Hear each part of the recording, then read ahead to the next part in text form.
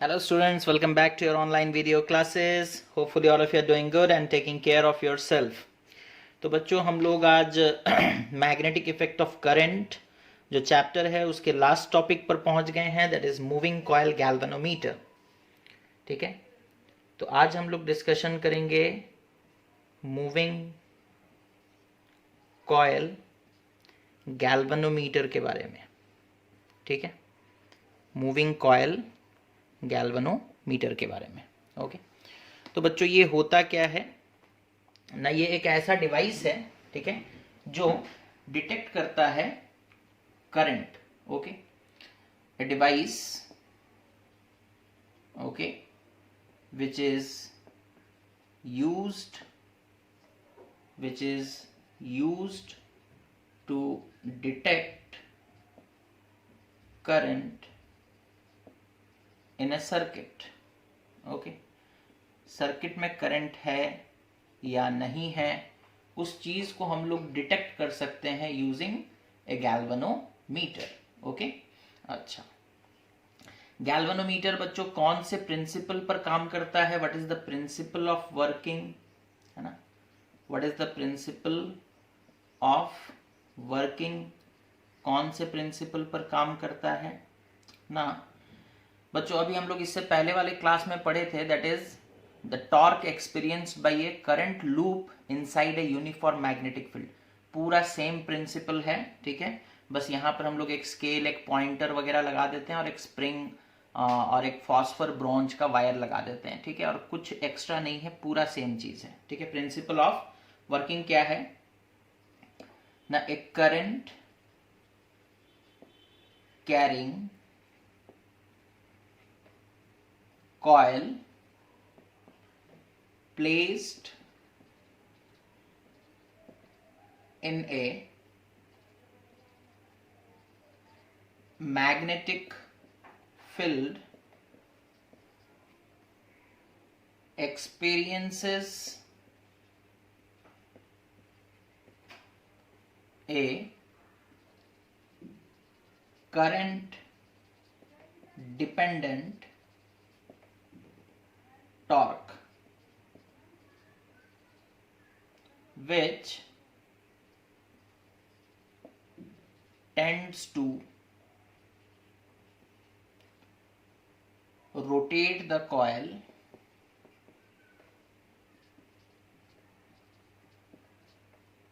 okay and produce angular deflection. ठीक है, तो हम लोगों ने लास्ट क्लास में पढ़ा था बच्चों कि अगर सपोज कर लो एक रेक्टेंगुलर कॉइल है जिसे हम लोग एक मैग्नेटिक फील्ड, सपोज कर लो इधर एक मैग्नेटिक फील्ड है और इस मैग्नेटिक फील्ड के अंदर अगर सपोज कर लो हमने एक कॉइल को रखा इस तरीके से, तो हम लोग देखते थे कि कॉइल जो है, सपोज कर लो कॉइल का एरिया वेक्टर इधर है, ठीक है, या फिर मैग्नेटिक डाइपोल मोमेंट का वेक्टर इधर और मैग्नेटिक फील्ड इधर, तो इनके बीच में एक एंगल हुआ करता था थीटा और इसके ऊपर एक टॉर्क लगता था, दैट इज बिना साइन थीटा, है ना, बिना साइन थीटा। ये हम लोगों ने पढ़ा। और टॉर्क के वजह से क्या प्रोड्यूस होगा बच्चों? रोटेशन। टॉर्क के वजह से क्या प्रोड्यूस होगा? रोटेशन। अच्छा, बिना साइन थीटा, देखो आई है हमारे फॉर्मूला में, यानी कि करंट के ऊपर ये टॉर्क डिपेंड करता है। जितना ज्यादा करंट होगा उतना ज्यादा टॉर्क, यानी कि उतना ज्यादा रोटेशन।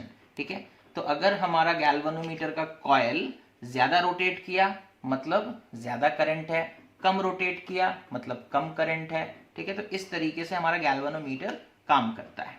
ओके, अच्छा, ये हो गया उसका प्रिंसिपल ऑफ वर्किंग, ये हो गया उसका प्रिंसिपल ऑफ वर्किंग। तो इस चीज को नोट करें।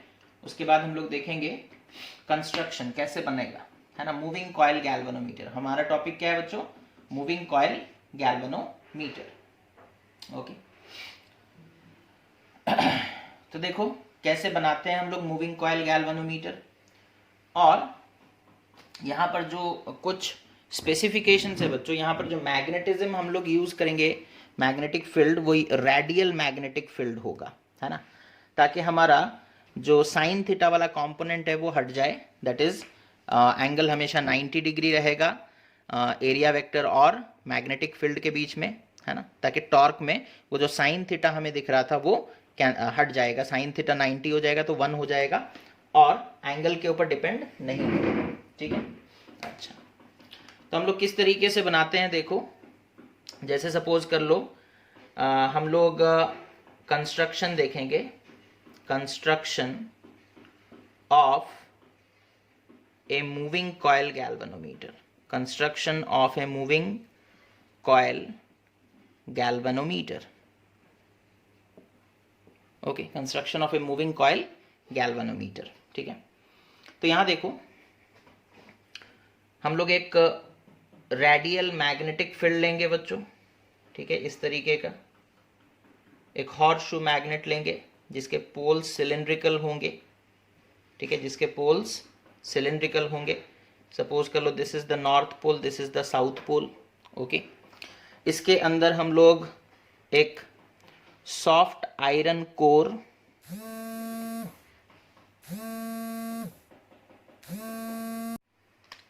सिलिंड्रिकल सॉफ्ट आयरन कोर लेंगे बच्चों, सिलेंडर के शेप का। ठीक है, सॉफ्ट आयरन कोर लेना है हमें और इसमें हम लोग कॉयल को यानी कि वायर को इस तरीके से वाइंडिंग करेंगे। ठीक है, इस तरीके से हम लोग वायर को वाइंडिंग करेंगे। Okay, in this way. Okay, अच्छा ये सॉफ्ट आयरन कोर हम लोग क्यों ले रहे हैं, इसका भी रीज़न है। ठीक है बच्चों, याद रखोगे सॉफ्ट आयरन कोर का परमेबिलिटी काफ़ी ज़्यादा होता है, यानी कि ये मैग्नेटिक फील्ड को एक इजी पाथ प्रोवाइड करता है पास करने के लिए। मतलब ये अट्रैक्ट करता है मैग्नेटिक फील्ड को अपने थ्रू पास करने के लिए, है ना। तो हम लोग एक सिलिंड्रिकल शेप का सॉफ्ट आयरन कोर लेंगे, उसके ऊपर वायर्स को हम लोग बच्चों वुंड कर देंगे। ठीक है, अच्छा तो ये हमारा cylindrical core soft iron core हो गया। क्यों सॉफ्ट आयरन लिए? Because of its high permeability, that is why what happens, the magnetic field lines prefer to move through that soft iron core, है ना। एयर में फ्लो करने से ज़्यादा मैग्नेटिक फील्ड लाइंस अट्रैक्ट होंगे किसकी तरफ ना, सॉफ्ट आयरन कोर की तरफ, सॉफ्ट आयरन कोर की तरफ, बिकॉज ये एक लेस रेजिस्टिव पाथ प्रोवाइड करता है ना। अच्छा अब यहाँ देखो, अगर हम लोग ऊपर से देखेंगे बच्चों तो हमें जैसे सपोज कर लो ये एक सपोज कर लो जैसे ये एक सिलिंड्रिकल शेप का ऊपर से दिख रहा है ना। इसके ऊपर सपोज कर लो वायर हम लोग इस तरीके से लपेटे हैं। ठीक है, जस्ट अ सेकेंड। जैसे सपोज कर लो ये एक सिलिंड्रिकल शेप का दिख रहा है बच्चों, इसमें अगर हम लोग वायर्स को लपेट देंगे और ऊपर से देखेंगे तो वायर्स ऐसे ऐसे ऐसे लाइंस ऊपर से हमें दिखाई देंगे, है ना। जैसे वायर्स ऐसे, हम वायर को लेकर के आए लपेटते हुए ऐसे गए, फिर वायर को लेकर के आए ऐसे गए, फिर वायर को लेकर के आए ऐसे गए। तो यहाँ पर जो ऊपर से अगर हम देखेंगे तो हमें वायर्स लाइंस के फॉर्म में दिखेंगे, है ना। टॉप व्यू यानी कि एक सिलेंडर है और उसके ऊपर ऐसे ऐसे लाइंस हमें खींचे हुए दिखेंगे जो कि वायर्स को रिप्रेजेंट करेंगे। किसे रिप्रेजेंट करेंगे? वायर्स को। ठीक है, तो बीच में एक soft iron core cylindrical shape का और उसमें सपोज कर लो कुछ वायर्स लपेटे गए हैं। ठीक है, और वो वायर्स सपोज कर लो बच्चों इस तरीके से हैं। ठीक है, अच्छा अब जो मैग्नेटिक फील्ड निकलेगा वो नॉर्थ से निकलेगा और साउथ की तरफ जाएगा, ये हमें पता है। तो यहां से एक मैग्नेटिक फील्ड लाइन निकलेगा इस तरीके से नॉर्थ से और ये जाएगा साउथ की तरफ इधर।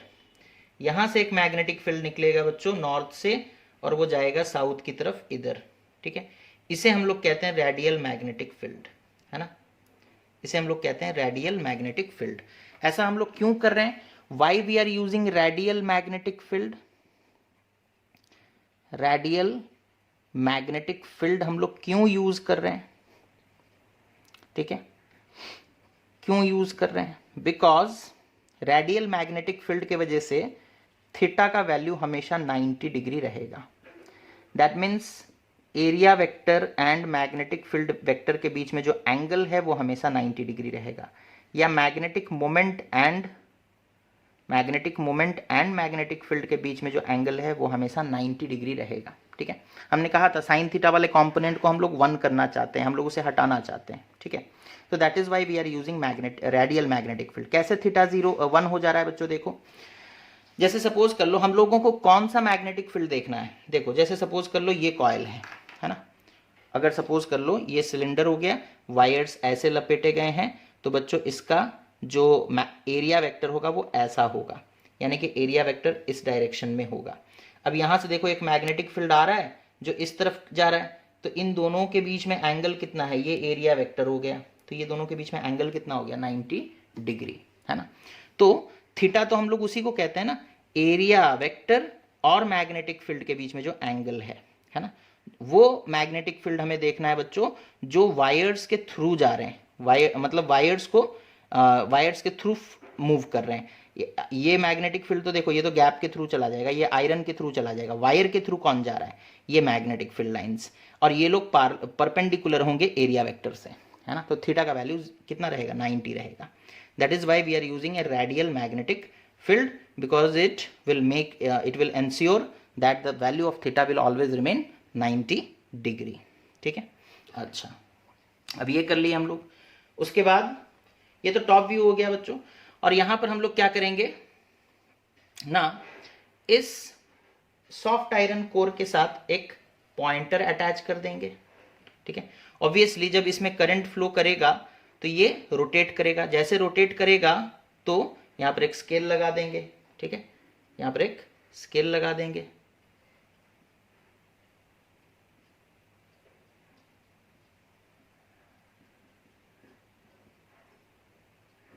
ठीक है। इस तरीके से एक स्केल लगा देंगे। ये स्केल क्या रिप्रेजेंट करेगा, कितना करंट फ्लो कर रहा है, कितना करंट फ्लो कर रहा है, ठीक है। तो जैसे ये टर्न करेगा बच्चों, ये पॉइंटर टर्न करेगा और हमें करंट बता देगा, हमें क्या बता देगा, करंट। जितना ज्यादा टर्न मतलब उतना ज्यादा करंट है, जितना ज्यादा टर्न मतलब उतना ज्यादा करंट फ्लो कर रहा है, ठीक है। अच्छा तो ये तो हो गया बच्चों top view of that moving coil galvanometer, है ना, of that moving coil galvanometer. अब हम लोग थोड़ा साइड से देख लेते हैं क्या सीन है ना। अच्छा तो देखो कुछ इस तरीके से हम लोगों को कंस्ट्रक्शन करना है। सपोज कर लो ये हो गया हमारा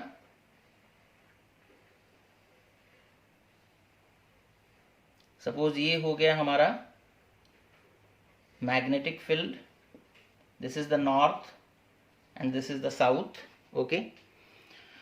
और हम लोग यहाँ पर कॉइल को थोड़ा सा टिल्टेड आकार में, थोड़ा सा टिल्टेड होना चाहिए, पूरा पैरेलल हो जाएगा तो टॉर्क नहीं लगेगा। इस तरीके से सपोज कर लो हम लोगों ने लिया है coil,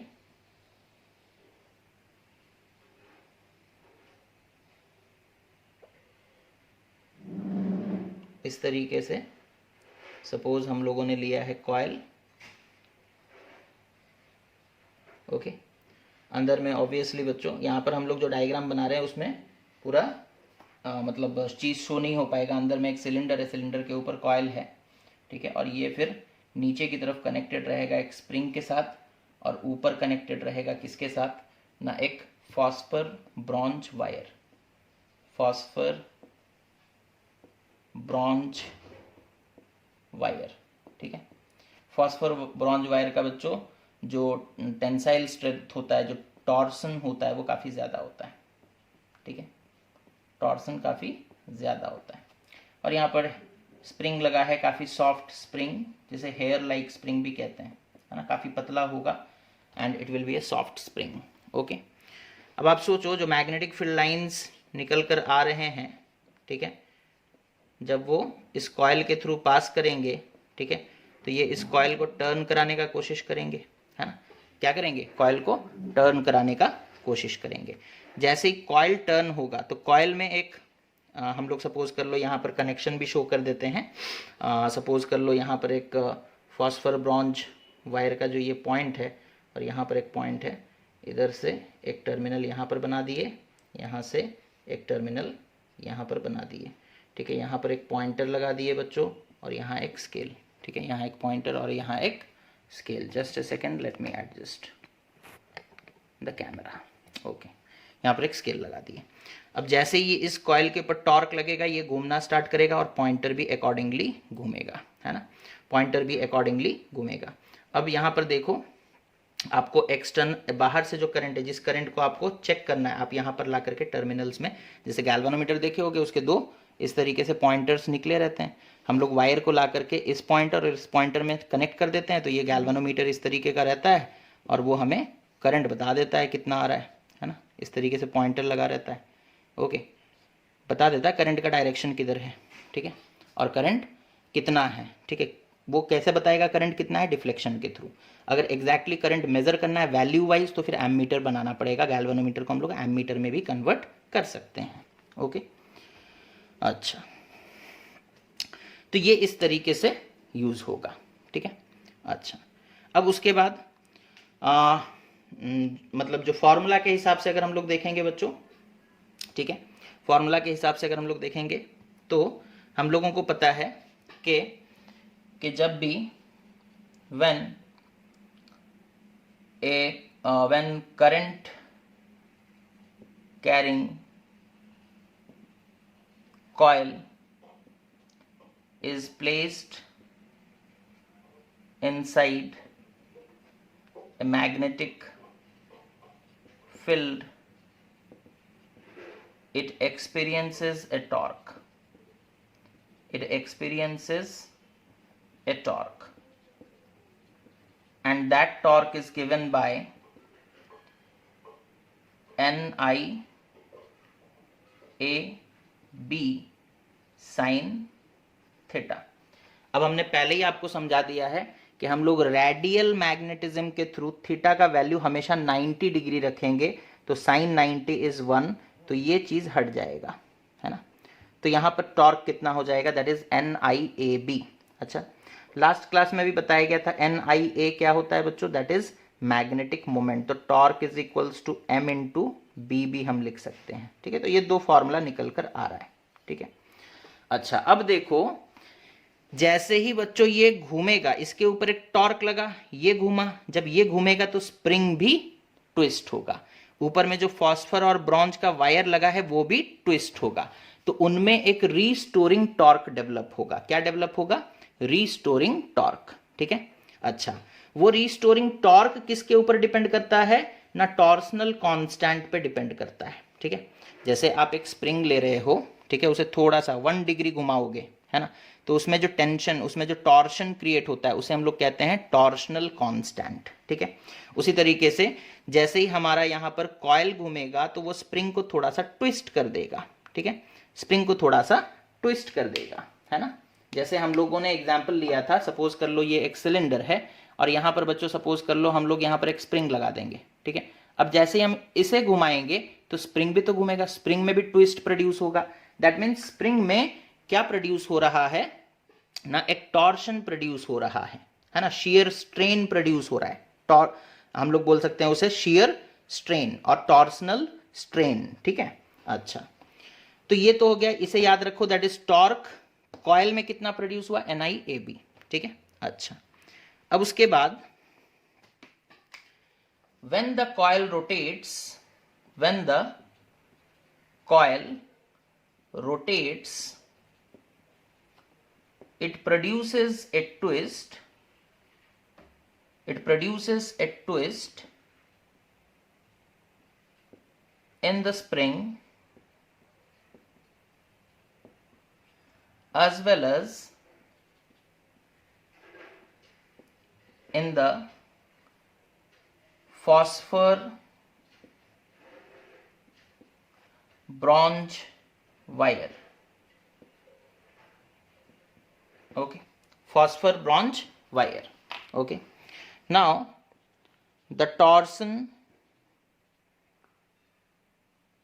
torsional strain produced in the spring B, suppose कर लो जो टॉर्सनल स्ट्रेन प्रोड्यूस हो रहा है इन द स्प्रिंग पर 1 डिग्री रोटेशन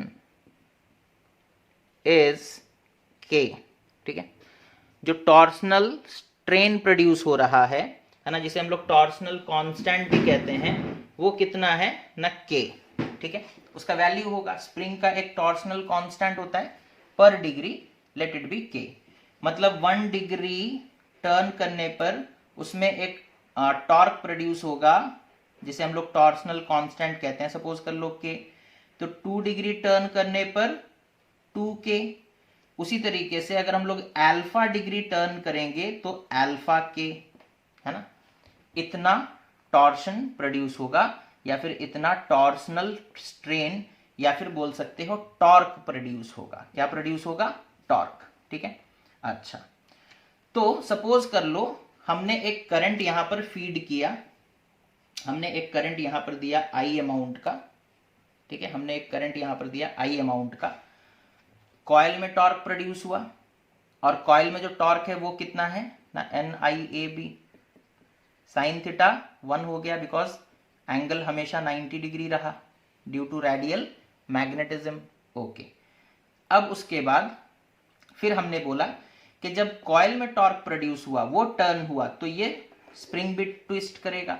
ये जो स्प्रिंग में ट्विस्ट प्रोड्यूस हो रहा है उसे हम लोग टॉर्सनल स्ट्रेन कहते हैं, और उसका कांस्टेंट वैल्यू कितना है के, जिसे हम लोग टॉर्सनल कांस्टेंट भी कहते हैं, टॉर्सनल कांस्टेंट, ठीक है, टॉर्सनल कांस्टेंट। ओके, मतलब 1 डिग्री टर्न करने पर उसमें जो टॉर्शन प्रोड्यूस होगा इट इज के। तो 2 डिग्री पर 2k, अल्फा डिग्री टर्न करेंगे तो अल्फा इंटू के। ओके, तो यहां पर जो रीस्टोरिंग टॉर्क, अब इसे नोट कर लो, ओके, जो रीस्टोरिंग टॉर्क प्रोड्यूस हो रहा है ना, तो रीस्टोरिंग टॉर्क का फॉर्मूला क्या हो जाएगा ना, torque restoring is equals to k times alpha, है ना, k इंटू अल्फा। ओके, अब बच्चों हमने जो करंट दिया उसके वजह से ये टर्न किया, स्प्रिंग को टर्न कराया, टर्न करते करते एक पॉइंट पर रुक जाएगा। यानी कि सपोज कर लो जो हमारा पॉइंटर है वो स्टार्टिंग में यहां पर था, जैसे ही करंट फ्लो हुआ ये टर्न किया, पॉइंटर टर्न करते करते यहां पहुंचा और रुक गया। दैट मीन्स रुक गया मतलब इक्विलिब्रियम अचीव हो गया। तो एट इक्विलिब्रियम हुआ क्या होगा ना, एट इक्विलिब्रियम स्टूडेंट्स, जो torque in coil is equals to torque restoring, दोनों बराबर हो गए होंगे, दोनों बराबर हो गए होंगे। दैट मीन्स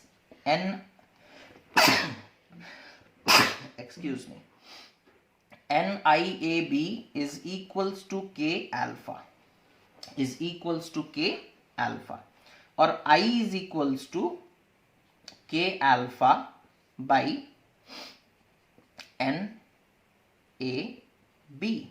ठीक है। I is equals to कितना हो जाएगा ना, K alpha into NAB। Okay, तो इस तरीके से कितना करंट है बच्चों वो हम लोग निकाल सकते हैं, बिकॉज के ये कांस्टेंट है, पहले ही बताया गया, टॉर्सनल कांस्टेंट। जो कॉइल आपने यूज किया उसमें जो नंबर ऑफ टर्न्स है वो भी कांस्टेंट। जब आपने कॉइल बनाया बच्चों तो उसका एरिया कांस्टेंट हो गया, और हमने कहा था कि जो मैग्नेटिक फील्ड हम लोग यूज करेंगे वो भी कांस्टेंट, ठीक है। तो सारा चीज कांस्टेंट है, सिर्फ एक अल्फा वेरिएबल है, और ये अल्फा जो है वो डिपेंड करता है करंट पे। किस पे डिपेंड करता है? करंट पे। मतलब alpha is directly proportional to, जो अल्फा है it is directly proportional to current, it is directly proportional to current. कितना ज्यादा टर्न करेगा, कितना डिग्री टर्न करेगा, वो करंट पे डिपेंड करता है। किस पे डिपेंड करता है? करंट पे डिपेंड करता है। ओके, अच्छा, अब यहां पर एक टर्म आता है, अब इस डायग्राम को हम मिटा रहे हैं। यहां पर एक टर्म आता है बच्चों, दैट इज कॉल्ड, जिसे हम लोग क्या कहते हैं, फिगर ऑफ मेरिट, है ना। अब आगे बढ़ने से पहले देखो गैल्वेनोमीटर कांस्टेंट क्या है, ठीक है। तो I का फॉर्मूला क्या आया बच्चों ना, I is equals to current कितना है गैल्वेनोमीटर मेजर कर रहा है, that is K by NBA into alpha. अब यहां देखो हमने कहा था K कांस्टेंट, है ना, हमने क्या कहा था, K constant, N constant, B constant, A constant, ये सारे कांस्टेंट हैं। जब गैल्वेनोमीटर बनता है तो आप कौन सा स्प्रिंग यूज करोगे, उसका टॉर्सन कांस्टेंट। अब कितने टर्न्स करोगे, कॉयल में वो भी constant, magnetic field constant, area of the coil constant, सिर्फ अल्फा वेरिएबल है। ये जो सारे कांस्टेंट है इनका वैल्यू अगर पुट कर दोगे तो एक कांस्टेंट वैल्यू आएगा, उसे हम लोग कहते हैं जी, है ना, alpha, where G is what, G is nothing but K by N B A. और इसे कहते क्या है, it is known as the galvanometer constant और करंट रिडक्शन फैक्टर। इसे क्या कहते हैं ना, गैल्वेनोमीटर कांस्टेंट, और इसे कहते हैं current reduction factor, current reduction factor. Okay, तो I is equals to G into alpha, where G is nothing but K by NBA, where G is nothing but K by NBA। अच्छा अच्छा, तो G का value कितना हो जाएगा, देखो G is nothing but I by alpha, G is nothing but I by alpha। इसे हम लोग क्या कहते हैं बच्चों, that is called figure of merit, figure of merit।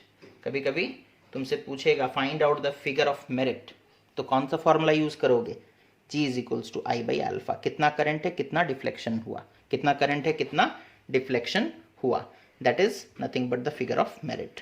Okay, अच्छा मतलब क्या है, फिगर ऑफ मेरिट का डेफिनेशन क्या है, देख लेते हैं उस चीज को, ठीक है। यहां देखो फिगर ऑफ मेरिट का डेफिनेशन, ना it is defined as the current, figure of merit क्या है ना, it is defined as the current which produces a deflection of one scale division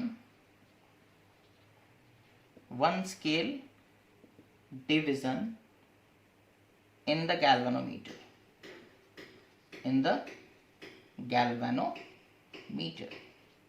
okay।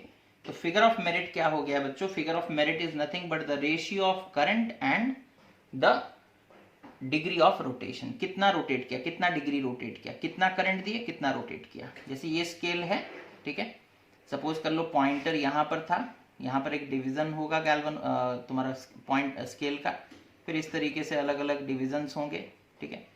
तो यहाँ से यहाँ तक यानी कि एक डिवीजन मूव करने के लिए तुम्हें कितना करंट देना पड़ रहा है, उन दोनों के रेशियो को हम लोग कहते हैं फिगर ऑफ मेरिट, ठीक है। जैसे सपोज कर लो हम 5 एम्पियर करंट दिए, तो वो सपोज कर लो 5 डिवीजन आगे बढ़ा, मतलब फिगर ऑफ मेरिट कितना है, फिगर ऑफ मेरिट कितना हो गया 5 एम्पियर बाई 5 डिवीजन, या फिर 1 ampere per division, 1 ampere per division, 1 ampere per division.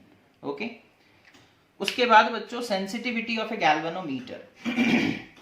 Sensitivity से क्या मतलब कि कौन सा गैल्वेनोमीटर छोटे से छोटे करंट को डिटेक्ट कर सके। गैल्वेनोमीटर का काम क्या है, करंट को डिटेक्ट करना, है ना। अब कुछ गैल्वेनोमीटर ऐसे होते हैं बच्चों जो छोटे छोटे करंट को डिटेक्ट नहीं कर पाते, यानी कि जान नहीं पाते वेदर करंट इज फ्लोइंग और नॉट, ठीक है। बट कुछ गैल्वेनोमीटर ऐसे होते हैं कि थोड़ा सा भी करंट दो वो तुरंत डिफ्लेक्शन शो करेंगे, है ना। तो नेक्स्ट जो हमारा पॉइंट है that is sensitivity of a galvanometer, sensitivity of a galvanometer.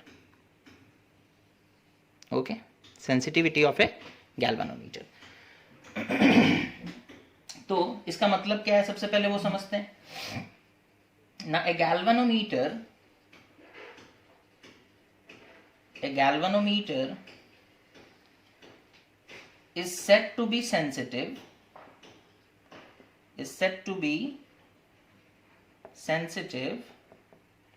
if it shows a large scale deflection even when a small current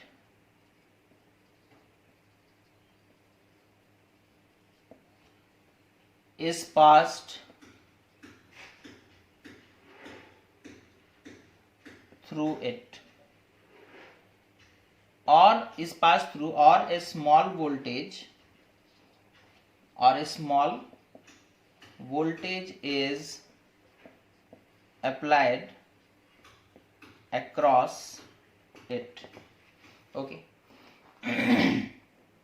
suppose कर लो बच्चों एक बच्चा है, ठीक है, एक बच्चा है, आप उसे थोड़ा सा क्या कर दिए, डांट दिए, ठीक है, आप उसे थोड़ा सा डांट दिए और वो जोर जोर से रोया, ठीक है, वो जोर जोर से रोया, तो हम लोग क्या बोलते हैं, बच्चा बहुत सेंसिटिव है, थोड़ा सा डांटो, है ना, थोड़ा डांट दिए, ओके, थोड़ा डांट दिए और वो बच्चा जोर जोर से रोया, तो हम लोग बोलते हैं क्या है कि वो बच्चा बहुत सेंसिटिव है। और कुछ बच्चे होते हैं जो थोड़ा डांटो तो वो रोना तो छोड़ो मुस्कुराते हैं, है ना, मतलब कोई फर्क ही नहीं पड़ता है, ठीक है, तो ऐसे बच्चे इनसेंसिटिव होते हैं, हम लोग ऐसा कहते हैं। ओके, तो सेंसिटिविटी मतलब थोड़ा सा चेंज होगा जिसे गैल्वेनोमीटर बड़े आकार में शो करेगा, तुरंत कैच करेगा और रिफ्लेक्ट करेगा, ठीक है, तो हम लोग बोलेंगे कि गैल्वेनोमीटर इज सेंसिटिव, है ना। तो गैल्वेनोमीटर के सेंसिटिव को मेजर करने के लिए हम लोग दो पैरामीटर्स का यूज करते हैं बच्चों, दो तरीके से उसे समझते हैं। एक हम लोग बोलते हैं गैल्वेनोमीटर का current sensitivity,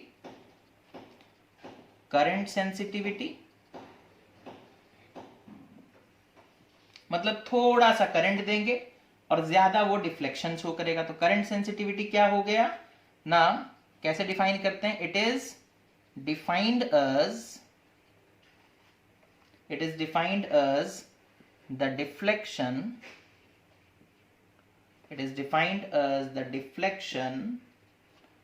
produced in the galvanometer okay, when a unit current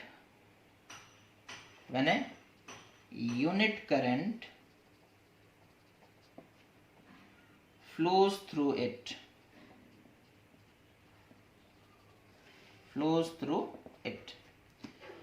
तो करंट सेंसिटिविटी का फॉर्मूला क्या हो जाएगा, करंट सेंसिटिविटी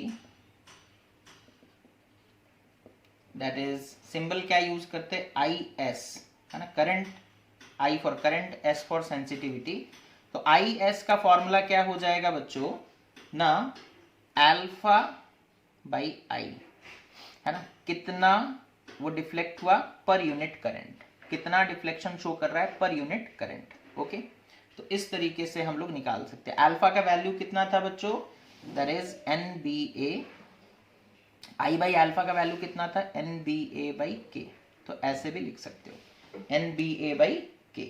ओके, तो ये हो गया बच्चों करंट का सेंसिटिविटी, यानी कि कितना डिफ्लेक्शन दिखाया per unit current. Deflection alpha क्या है, कितना डिग्री वो टर्न किया, कितना डिफ्लेक्शन, कितना डिवीजन वो टर्न किया, डिफ्लेक्शन पर यूनिट करंट, है ना। देखो आई का वैल्यू जितना छोटा होगा, अगर डिफ्लेक्शन ज्यादा आया तो हम लोग बोलेंगे करंट सेंसिटिविटी ज्यादा है। छोटे करंट के लिए, है ना, देखो डिनोमिनेटर छोटा होगा तो ओवरऑल वैल्यू बढ़ेगा, डिनोमिनेटर छोटा होगा तो ओवरऑल वैल्यू बढ़ेगा, तो छोटे करंट के लिए ज्यादा डिफ्लेक्शन, मतलब हम लोग बोलेंगे करंट सेंसिटिविटी ज्यादा है, करंट सेंसिटिविटी ज्यादा है।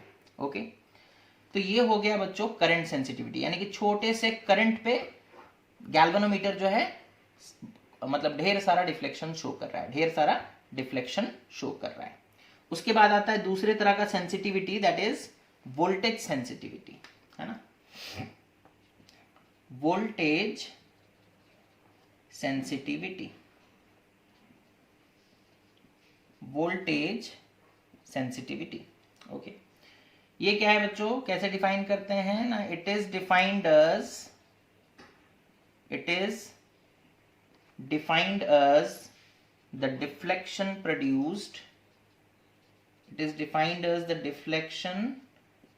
produced, वहां पर यूनिट करंट होता था, यहाँ पर यूनिट पोटेंशियल डिफरेंस होगा, है ना, produced in the galvanometer, okay, when a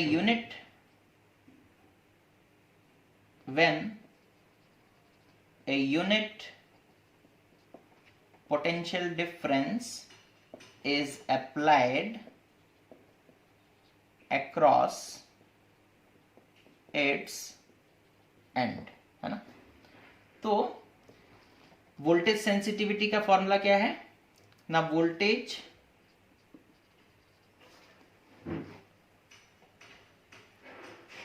sensitivity, symbol क्या यूज करेंगे वहां पर, IS यूज कर रहे थे बच्चों, यहां पर VS, बिकॉज वोल्टेज सेंसिटिविटी है। तो फॉर्मूला क्या हो जाएगा, VS इज इक्वल्स टू कितना डिफ्लेक्शन हुआ पर यूनिट वोल्ट, ओके। अच्छा, इसे हम लोग लिख सकते हैं अल्फा बाई, वोल्टेज की जगह I इंटू R लिख दे, ओम्स लॉ के हिसाब से करंट इंटू रेजिस्टेंस।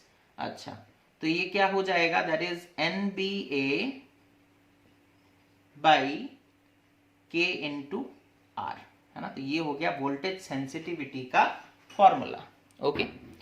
अब यहां पर फॉर्मूला देख करके ही हमें पता चल सकता है बच्चों किन चीजों पर मूविंग कॉइल गैल्वेनोमीटर का जो सेंसिटिविटी है वो डिपेंड करता है, ओके। तो बात करते हैं factors on which that sensitivity of a moving coil galvanometer depends, okay.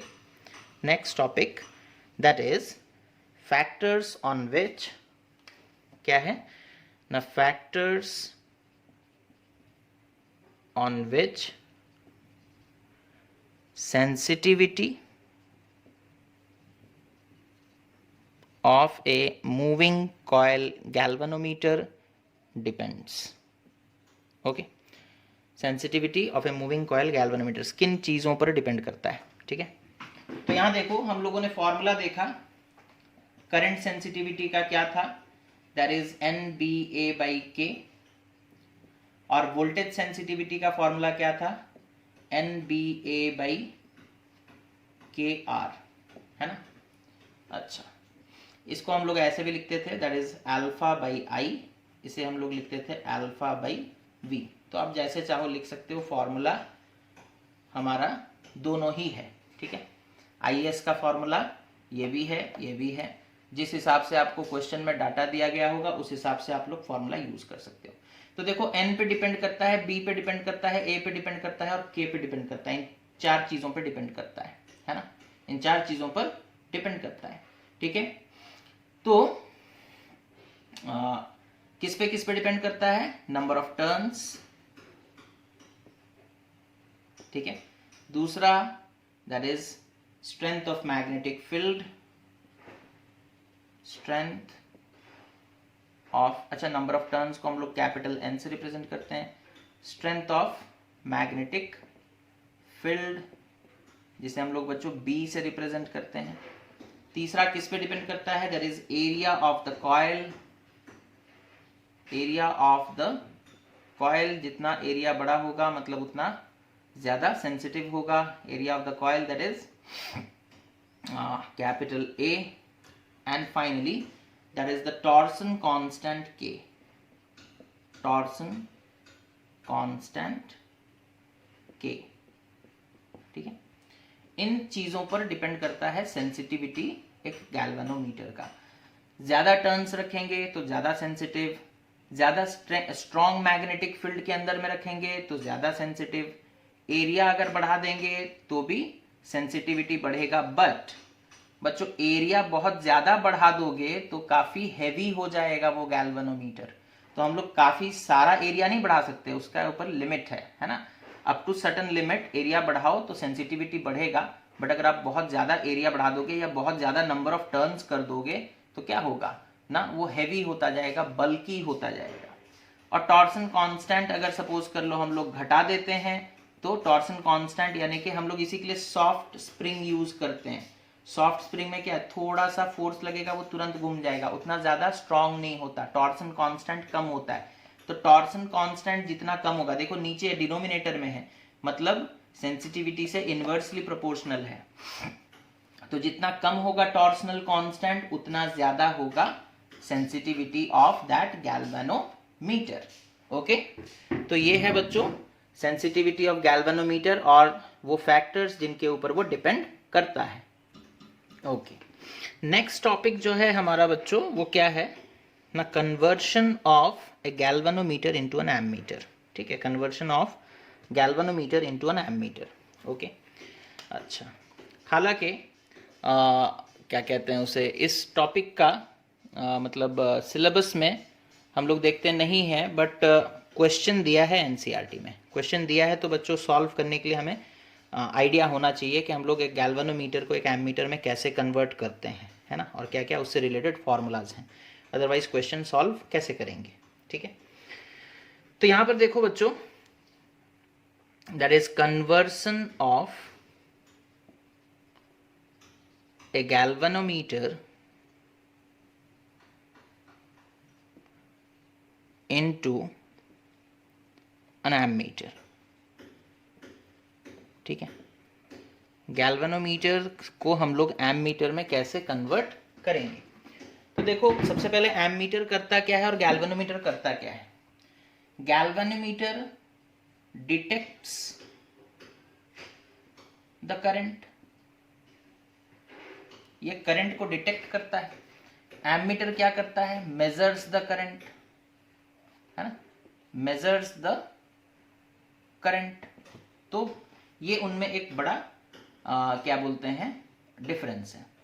अच्छा, गैल्वेनोमीटर का एक प्रॉब्लम ये है, गैल्वेनोमीटर का एक प्रॉब्लम ये है कि ये फुल स्केल डिफ्लेक्शन दिखा देता है। Full scale deflection takes place.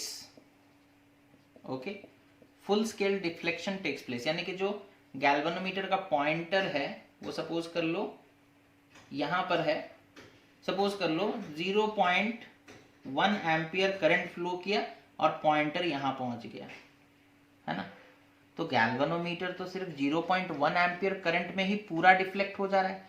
तो full scale deflection takes place even when the current is very small, the current is very small।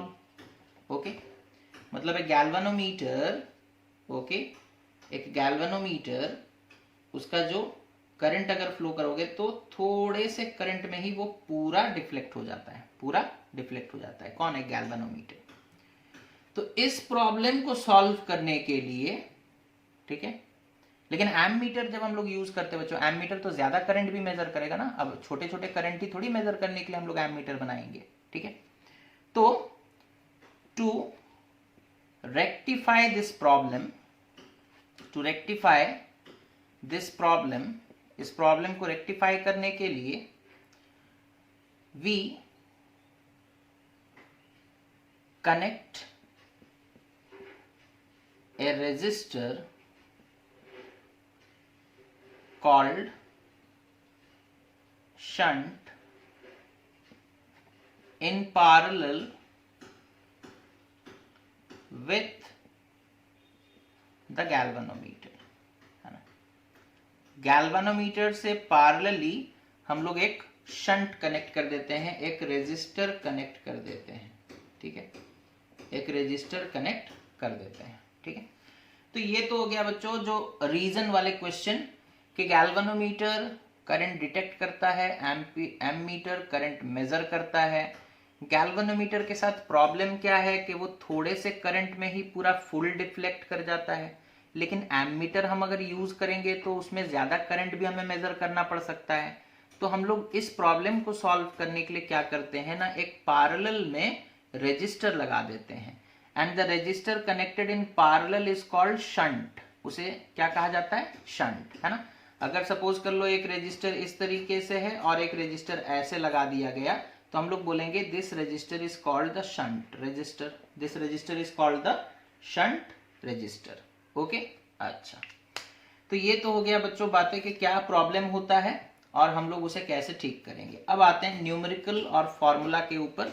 ठीक है, क्या फॉर्मूला है, ठीक है, देखो हमारा नॉर्मल गैल्वेनोमीटर सपोज कर लो ये है, this is our normal galvanometer that is G।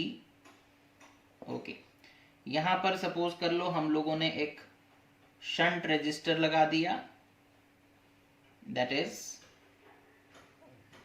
S shunt resistor S. Okay, अच्छा अब सपोज कर लो बच्चों ये जो गैल्वेनोमीटर है ना, ये जो गैल्वेनोमीटर है, ठीक है, इस गैल्वेनोमीटर का रेजिस्टेंस कितना है G। इस गैल्वेनोमीटर का रेजिस्टेंस कितना है ना G, डिनोट कर रहे हैं, एक सिंबल है बस, ठीक है। अच्छा अब मान लो यहाँ पर टोटल करंट आया I, टोटल करंट कितना आया बच्चों I। गैल्वेनोमीटर की तरफ जो करंट गया सपोज हमने उसे कहा IG, मतलब करंट इन द गैल्वेनोमीटर। तो बाकी जो करंट बचेगा वो इधर जाएगा, that is I minus IG, ठीक है। टोटल करंट आया था I, इधर चला गया IG, तो बाकी जो बचा that is I minus IG वो इधर गया, है ना। अच्छा और वही करंट फिर यहाँ that is I minus IG current इस शंट के थ्रू होते हुए यहाँ तक आएगा, और फाइनली बच्चों इस पॉइंट से इधर IG करंट आया, दोनों मिले और फिर यहाँ से I करंट निकल गया, है ना, यहाँ से I करंट निकल गया। अब देखो यहाँ पर सिंबल्स कौन किसके लिए यूज किए गए हैं, है ना। G क्या है ना, resistance of the galvanometer, resistance of galvanometer, okay. उसके बाद IG क्या है बच्चों ना, current flowing through galvanometer, current flowing through galvanometer, okay. उसके बाद I क्या है ना, टोटल करंट, I क्या है ना, टोटल करंट, ओके। S क्या हो गया बच्चों ना, शंट रेजिस्टर या शंट का रेजिस्टेंस, है ना, यहाँ पर एक रेजिस्टर लगाया हो ना S। और I माइनस IG क्या हो गया ना, current through the shunt resistor, current through the shunt resistor. I minus IG वो करंट है जो शंट रेजिस्टर के थ्रू जाता है, through the shunt resistor, okay. तो ये तो हो गए बच्चों सिंबल, है ना। अब देखो पैरेलल कनेक्शन है ना बच्चों, आपको अगर याद होगा पैरेलल कनेक्शन में अगर दो रेजिस्टर्स पैरेलली कनेक्टेड हैं और उन्हें एक पर्टिकुलर वोल्टेज के साथ हम लोग कनेक्ट कर देते हैं, तो यहाँ जितना वोल्टेज होगा, ठीक है, इसके अक्रॉस यहाँ पर भी सेम वोल्टेज रहेगा।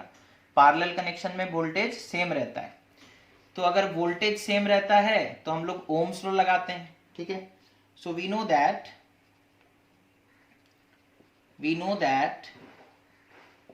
the potential difference across G and S are same, है ना। ये जो रेजिस्टर है दैट इज गैल्वेनोमीटर का रेजिस्टर और जो शंट रेजिस्टर, दोनों के अक्रॉस पोटेंशियल डिफरेंस सेम है। सो बाय ओम्स लॉ के हिसाब से हम लोग कह सकते हैं IG इंटू ओम्स लॉ क्या कहता है बच्चों, V is equal to IR, है ना।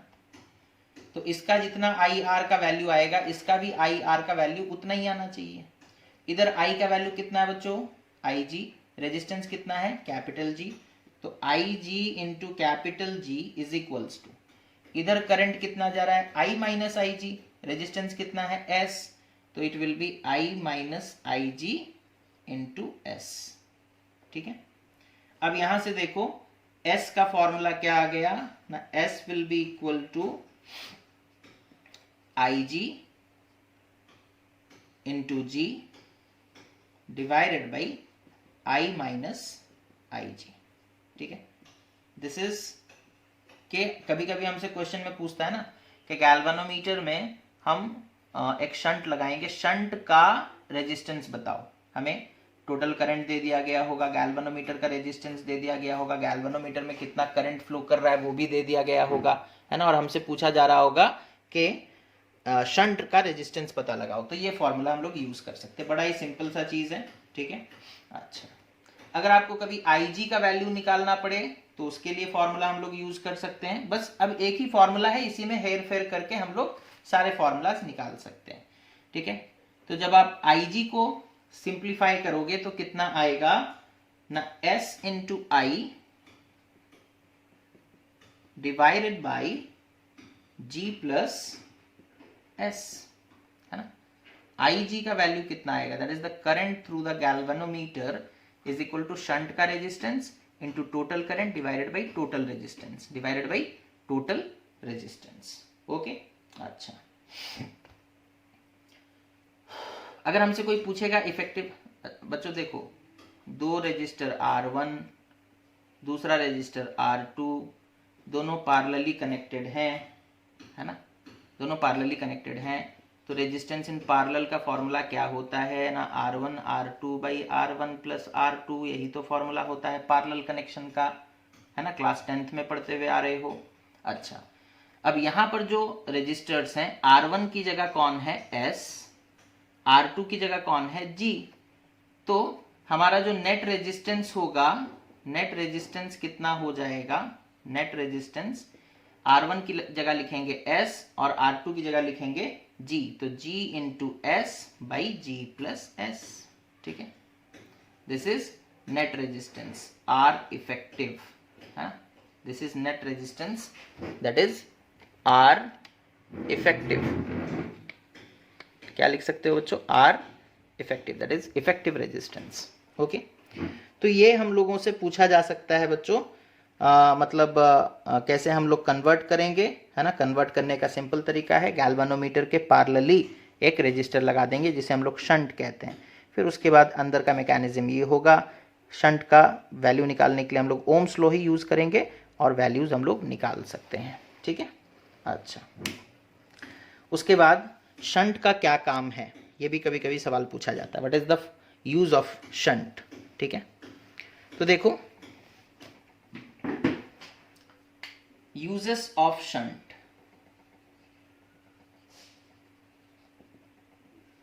ठीक है, क्या है, पहला use, to prevent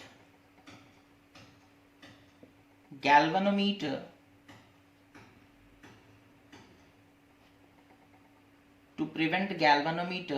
getting damaged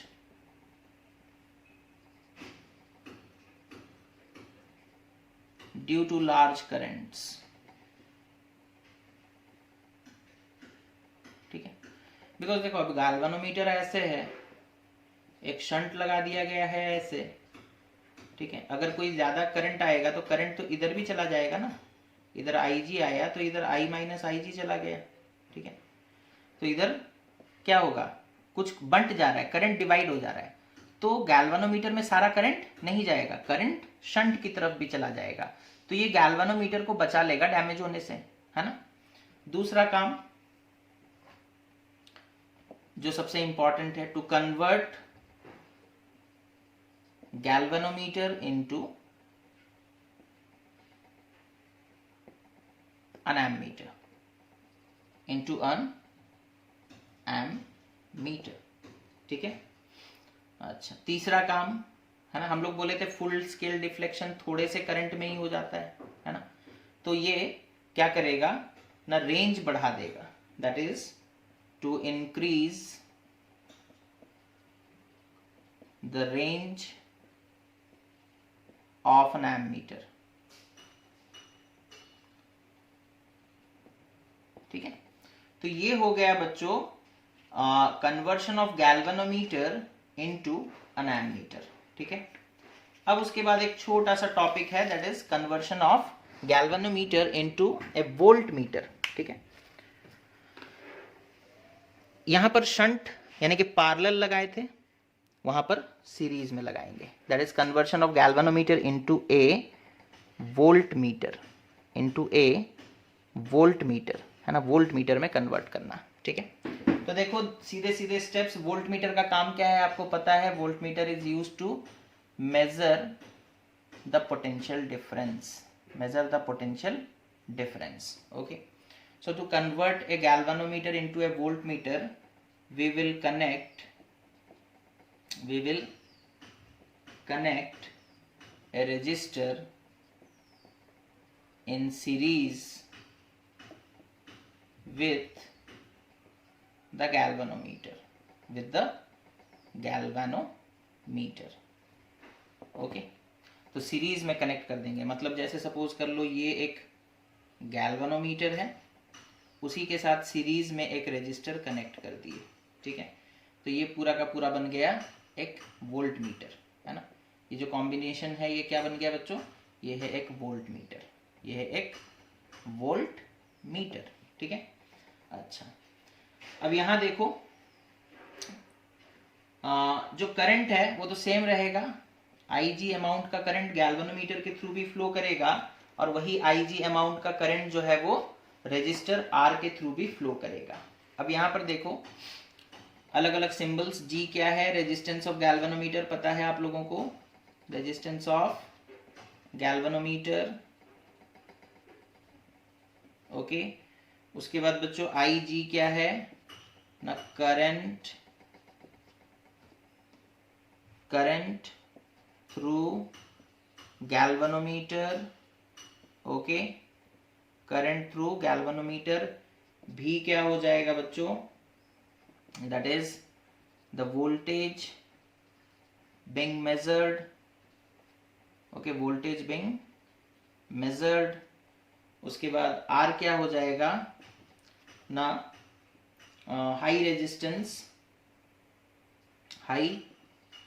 resistance connected in series, okay, connected in series. अच्छा, ओके। अब यहां देखो ओम्स लॉ के हिसाब से यहां करंट सेम रहेगा, सीरीज कनेक्शन में बच्चों क्या सेम रहता है, करंट सेम। तो ओम्स लॉ के हिसाब से अगर हम लोग देखेंगे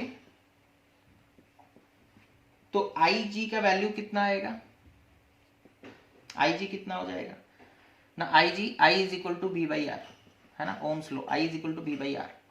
तो IG कितना हो जाएगा, V divided by R। Total resistance कितना है बच्चों गैल्वेनोमीटर का, G, और एक्सटर्नल रेजिस्टेंस जो लगाए हो वो R, तो G प्लस R, ओके। और यहां से अगर हम लोग इसे सिंप्लीफाई करेंगे तो क्या निकल कर आएगा, और I can also say that R plus G is equals to V by IG, ठीक है, is equals to V by IG। अच्छा, V बाई IG क्या हो सकता है ना, गैल्वेनोमीटर का रेजिस्टेंस, ओके, क्या हो सकता है, गैल्वेनोमीटर का रेजिस्टेंस। या फिर हम लोग इसे ऐसे लिख देंगे, that is R is equals to V by IG minus G, okay. तो कितना रेजिस्टेंस हमें कनेक्ट करना है ना, उसे हम लोग निकाल सकते हैं V by IG minus G करके, ठीक है। यहाँ पर जो टोटल रेजिस्टेंस होगा बच्चों वो काफी ज्यादा होगा गैल्वेनोमीटर के रेजिस्टेंस से, that is R plus G का जो वैल्यू है it is greater than G, okay, greater than G। मतलब इन दोनों का नेट रेजिस्टेंस इसके अकेले रेजिस्टेंस से काफी बड़ा होगा, है ना। मतलब R इसी के लिए हम लोग बोले ना हाई रेजिस्टेंस, सीरीज में दो रेजिस्टर को कनेक्ट कर दोगे तो फिर रेजिस्टेंस बढ़ जाता है, रेजिस्टेंस क्या हो जाता है, बढ़ जाता है। So these are the formulas related with the conversion of galvanometer into a voltmeter. तो इसी के साथ बच्चों ये चैप्टर होता है खत्म, ठीक है। अब नेक्स्ट क्लास में हम लोग स्टार्ट करेंगे अपने नेक्स्ट चैप्टर को। इस चैप्टर से रिलेटेड जो क्वेश्चंस हैं उसे आप लोग प्रैक्टिस करें, उसे आप लोग ट्राई करें, और जो भी डाउट्स निकल करके आते हैं NCERT से उसे आप लोग हमें पर्सनल व्हाट्सएप पर भेज दें। So thank you for watching the video students, take care of yourself and have a nice day.